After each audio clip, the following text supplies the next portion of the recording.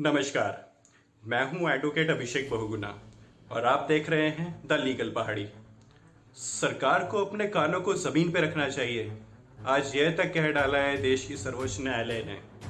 एक तरफ लोगों को वैक्सीन स्लॉट्स नहीं मिल रहे हैं, वहीं न्यायाधीशों को डिस्ट्रेस कॉल प्राप्त हो रहे हैं। ऐसा क्या हुआ कि यह तक कह डाला है हमारी सर्वोच्च न्यायालय ने हमारी सरकार को। इसके अलावा कई ऐसे प्रश्न पूछ डाले हैं सरकार को, जिसके उत्तर में क्या कह रही है हमारे देश की सरकार, जानते हैं द लीगल पहाड़ी में।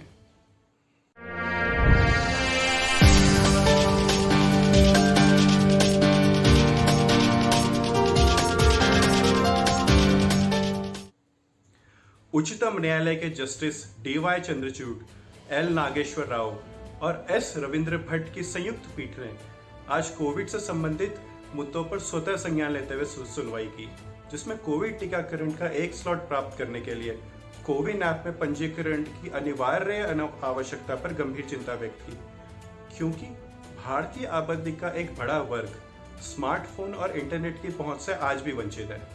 देश में इस डिजिटल डिवाइड पर प्रकाश डालते हुए जस्टिस चंद्रचूड़ ने भारत के सॉलिसिटर जनरल श्री तुषार मेहता से कहा कि आप डिजिटल इंडिया कहते रहते हैं, लेकिन आप जमीनी हकीकत से अवगत नहीं हैं। न्यायमूर्ति चंद्रचूड़ ने यह भी पूछा कि सरकार निश्चित रूप से पंजीकरण कर सकती है, लेकिन आप डिजिटल डिवाइड का जवाब कैसे देंगे? आप उन प्रवासी मजदूरों के सवाल का जवाब कैसे देंगे जिन्हें एक राज्य से दूसरे राज्य जाना पड़ता है? देश के दुर्गम क्षेत्र के लोगों को एवं गरीब मजदूरों को कॉमन सेंटर तक जाना पड़ता है। आप इस बात का जवाब कैसे देंगे? केंद्र सरकार ने अपने हलफनामे में कहा है कि किसी व्यक्ति को दी जाने वाली खुराक की संख्या और टीके के प्रकार, इसके अलावा व्यक्ति की पात्रता मापदंड को ट्रैक करने के लिए राष्ट्रीय पोर्टल में पंजीकरण आवश्यक है। सरकार ने यह भी कहा है कि बिना डिजिटल पहुंच वाले लोग वैक्सीन पंजीकरण के लिए गांव के कॉमन सेंटर, दोस्तों, परिवार या गैर सरकारी संगठनों की मदद ले सकते हैं। इस पर बेंच ने सरकार से पूछा कि अगर शहरी केंद्र में लोगों को वैक्सीन स्लॉट मिलना मुश्किल हो रहा है, तो प्रवासी मजदूर और ग्रामीणों का भविष्य क्या होगा? न्यायमूर्ति रविंद्र भट्ट ने कहा कि यह लोगों के बीच एक वास्तविक डर है। मुझे देश भर के लोगों से संकट के समय फोन आए हैं कि उन्हें स्लॉट नहीं मिल रहे हैं, और जो स्लॉट हैं वे भी सेकंड के भीतर खत्म हो जा रहे हैं।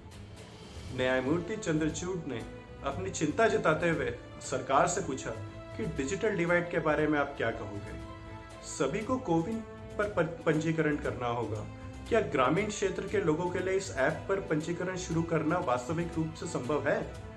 आप उनसे ऐसा करने की उम्मीद कैसे करते हैं?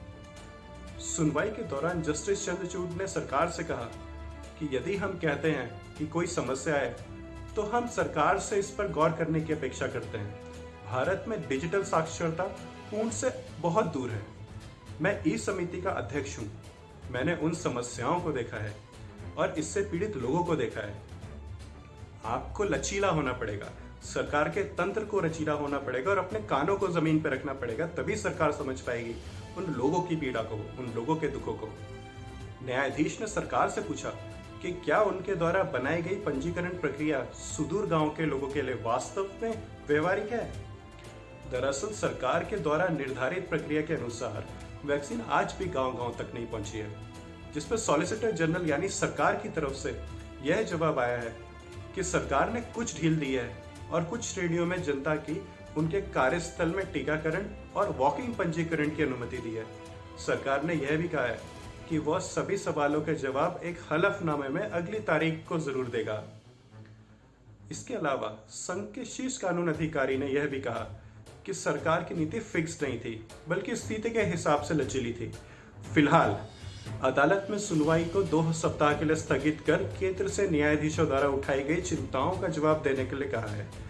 इन्हीं सब सवालों पर और जनता की पीड़ा के साथ कल शाम 5 बजे जुड़े रहिए इसी मुद्दे पर अधिवक्ताओं के साथ एक बड़ी बहस में, सिर्फ द लीगल पहाड़ी पर।